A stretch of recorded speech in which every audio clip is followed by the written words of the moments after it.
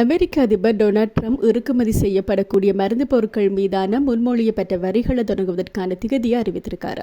அதன்படி அக்டோபர் 1ஆம் தேதி முதல் அமெரிக்க குடியிருப்பாளர்களுக்கான மருந்து விலைகள் அதிகரிக்கும். ட்ரூத் சோஷியலில் பேசிய ட்ரம்ப், ஒரு நிறுவனம் அமெரிக்காவில் தங்கள் மருந்து உற்பத்தி ஆலையை கட்டாவிட்டால் எந்தவொரு பிராண்ட் பெயர் அல்லது காப்புரிமை பெற்ற மருந்து தயாரிப்பிற்கும் 100% வரி விதிப்பதாக கூறியிருக்கார்.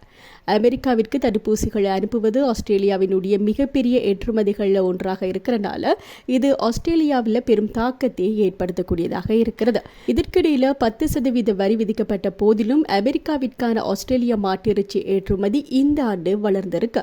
சமையலறை அலுமாரிகள், அதே நேரத்தில் மெத்தே தளபாடங்களுக்கு 30%, கனரக லொரிகளுக்கு 25% இறக்குமதி வரிகளை ட்ரம்ப் அறிவித்திருக்கிறார். இது மிகவும் நியாயமற்ற நடைமுறை என்றும், ஆனால் தேசிய பாதுகாப்பு மற்றும் பிற காரணங்களுக்காக நமது உற்பத்தி செயல்முறையை நாம் பாதுகாக்க வேண்டும் அப்படின்னு சொல்லியும் ட்ரம்ப் கருத்து தெரிவித்திருக்கின்றார்.